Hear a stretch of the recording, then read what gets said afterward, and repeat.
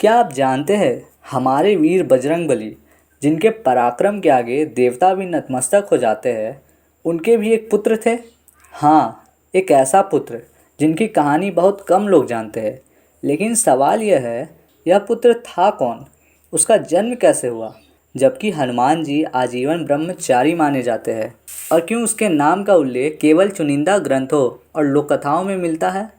आज के इस वीडियो में हम आपको ले चलेंगे उस दौर में जहाँ एक दिव्य संयोग ने एक अनोखे वीर को जन्म दिया, जहाँ एक साधारण घटना ने एक असाधारण कथा को जन्म दिया, और जहाँ पिता की तरह पुत्र भी अद्भुत शक्तियों का धनी था। यह कहानी केवल पौराणिक रहस्य ही नहीं, बल्कि विश्वास, भक्ति और नियति के अनोखे संगम की भी गवाही देती है। तो बने रहिए हमारे साथ, क्योंकि आगे जो आप जानेंगे वह शायद आपने पहले कभी नहीं सुना होगा।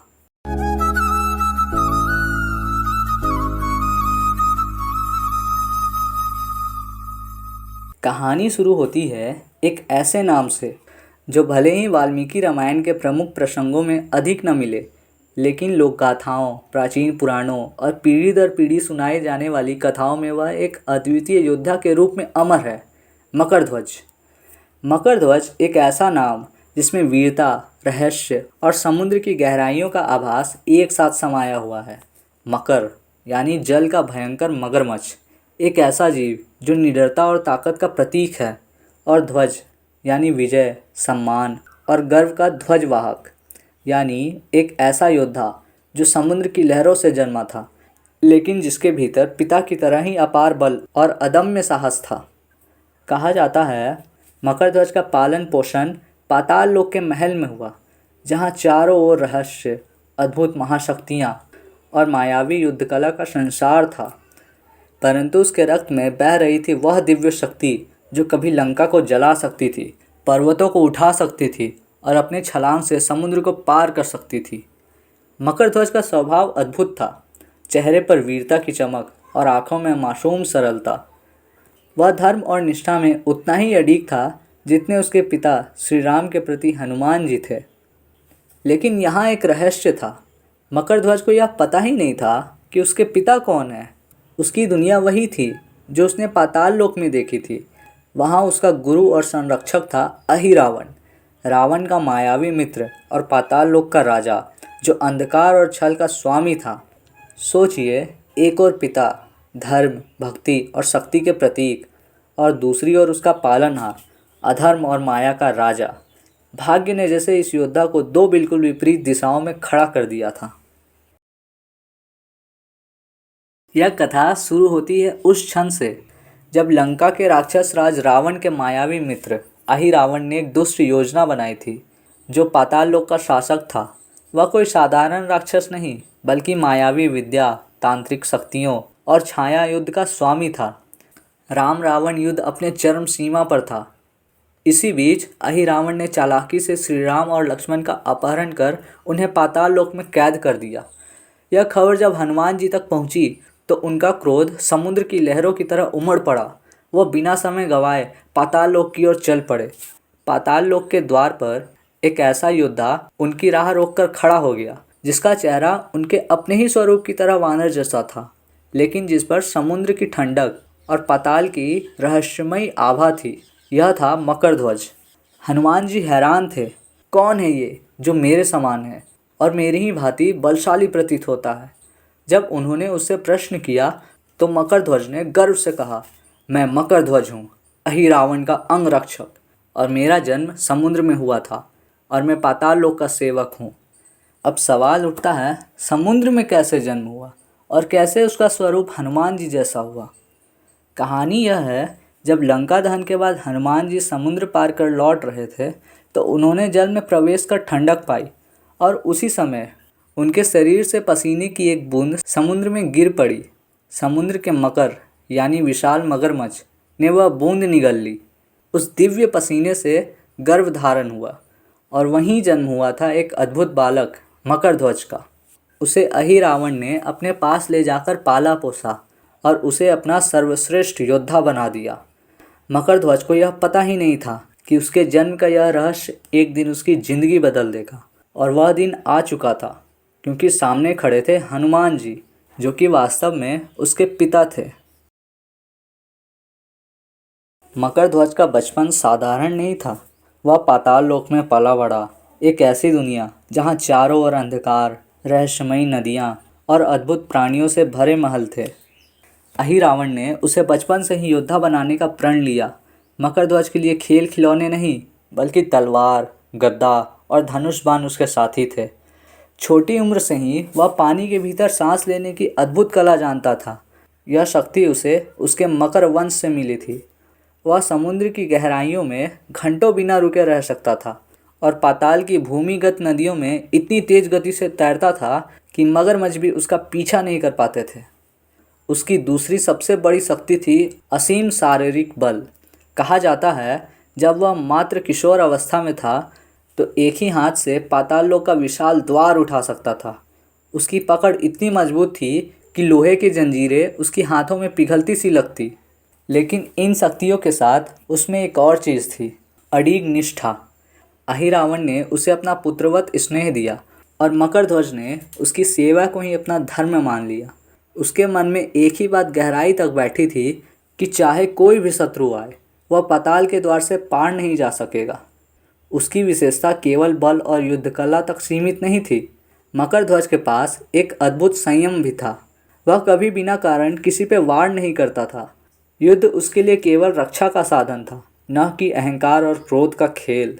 लेकिन उसे क्या पता था, जिसकी रक्षा का वह प्रण ले चुका है, वही दिन अब उसके जीवन की सबसे बड़ी परीक्षा लेकर आने वाला है। क्योंकि अगले ही पल उसके सामने खड़े थे हनुमान जी, जो शत्रु नहीं बल्कि उसके अपने पिता थे। मकरध्वज के जीवन की कहानियाँ पाताल लोक के वीर गाथाओं में सुनाई देती है। वह न केवल वहाँ का सबसे शक्तिशाली योद्धा था, बल्कि न्यायप्रिय और धर्म का पालन करने वाला भी था। कहते हैं एक बार पाताल लोक में अहिरावण नाम का दैत्य राज कर रहा था, जो रावण का मित्र और तांत्रिक विद्या में निपुण था। राम रावण युद्ध के दौरान अहिरावण ने छल से श्री राम और लक्ष्मण का अपहरण कर लिया और उन्हें पाताल लोक में ले आया, जहाँ उसने उनकी बलि देने की योजना बनाई। अहिरावण के महल तक पहुँचने के लिए एक विशाल किले का द्वार पार करना पड़ता था और उस द्वार का रक्षक था मकरध्वज। उस समय मकरध्वज को यह नहीं पता था कि जिस हनुमान नामक वानर से वह भिड़ने वाला है, वह उसका अपना पिता है। युद्ध आरंभ हुआ। पाताल लोक की दीवारें मकरध्वज की गर्जना से कांप उठी। उसकी तलवार और गदा बिजली की तरह चमक रही थी, लेकिन हनुमान जी भी अडिग थे। दोनों के बीच लंबा और भयंकर संग्राम हुआ, मानो समुद्र की लहरें आपस में टकरा रही हो। आखिरकार हनुमान जी ने मकरध्वज को परास्त कर दिया, उसे बांध लिया और अहिरावण के पास जाने के लिए आगे बढ़ गए। पर हनुमान जी के मन में एक सवाल रह गया, यह योद्धा कौन है जो इतनी अद्भुत शक्ति रखता है और जिसका चेहरा मुझे अपना सा क्यों लगता है। अहिरावण का अंत करने के बाद हनुमान जी जब वापस लौटे तो पाताल लोक के प्रमुख मंत्री ने उनके सामने एक अनोखा रहस्य रखा। मंत्री ने कहा, प्रभु, जिसे आपने द्वार पे हराया वह कोई साधारण योद्धा नहीं, वह आपका पुत्र है, मकरध्वज। हनुमान जी चौंक उठे। उन्होंने कभी विवाह नहीं किया, फिर यह कैसे संभव था। मंत्री ने पूरी कथा सुनाई। जब आपने लंका दहन के बाद समुद्र में स्नान किया तो आपके शरीर से निकली तेजस्वी ऊर्जा एक मकर ने निगल ली। यही ऊर्जा मकरध्वज के रूप में जन्मी। अहिरावण ने उसे पाया और अपने द्वार का सबसे भरोसेमंद रक्षक बना दिया। यह सुनते ही हनुमान जी के हृदय में अद्भुत भाव उमड़ आए। उन्होंने तुरंत मकरध्वज को अपने सामने बुलवाया। जब मकरध्वज उनके सामने आया, हनुमान जी ने उसके बंधन खोल दिए और उसके सिर पर हाथ रखते हुए बोले, पुत्र, आज से न तू केवल पाताल लोक का राजा है, बल्कि मेरा गर्व भी है। मकरध्वज की आंखों में चमक थी। उसने प्रणाम करते हुए कहा, पिता, मैं हर युग में धर्म की रक्षा करूंगा और आपके नाम को ऊंचा रखूंगा। उस पल पाताल लोक में एक नई गाथा लिखी गई, जहां रक्त का रिश्ता नहीं बल्कि कर्तव्य, त्याग और धर्म पिता पुत्र के बंधन का आधार बने। मकरध्वज की कहानी केवल एक पौराणिक प्रसंग नहीं, बल्कि यह उस भाव का प्रतीक है जिसमें कर्तव्य और रिश्तों के बीच संघर्ष होता है। पिता और पुत्र जो एक दूसरे से अनजान थे, किस्मत के खेल से आमने सामने आ खड़े हुए। हनुमान जी के लिए धर्म सर्वोपरि था और मकर ध्वज के लिए अपने राजा अहिरावण के प्रति निष्ठा।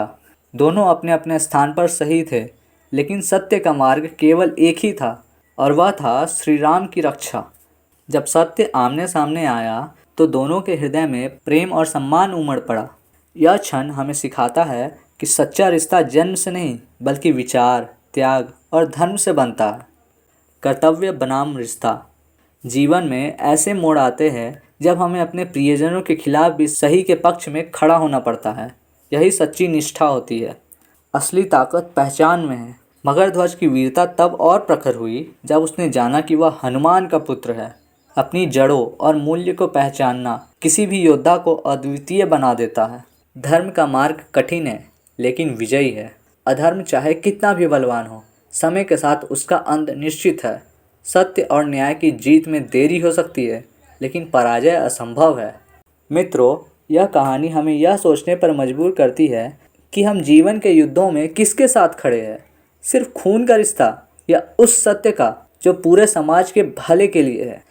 कभी कभी ईश्वर हमें ऐसे निर्णय लेने पर मजबूर करता है जहां भावनाएं और कर्तव्य आमने सामने खड़े होते हैं।